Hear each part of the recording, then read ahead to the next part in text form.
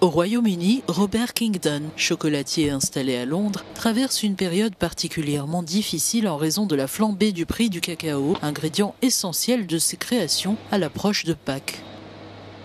En l'espace d'1 an, le coût des fèves de cacao a connu une envolée spectaculaire, mettant en difficulté de nombreuses entreprises spécialisées dans le chocolat. En ce moment, c'est vraiment difficile.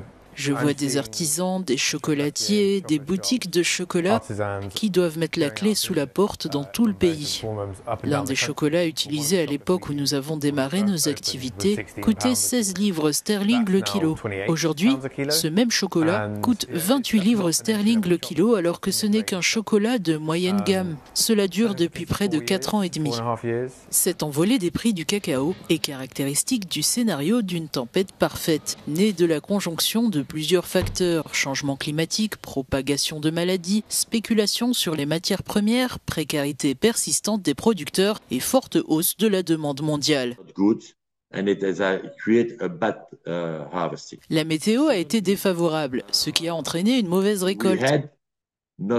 Par ailleurs, nous n'avons pas suffisamment payé les producteurs de cacao au cours des dernières décennies. Ils souffrent et n'investissent donc pas assez dans leur exploitation. Et c'est pourquoi les arbres donneront moins de fèves de cacao que par le passé.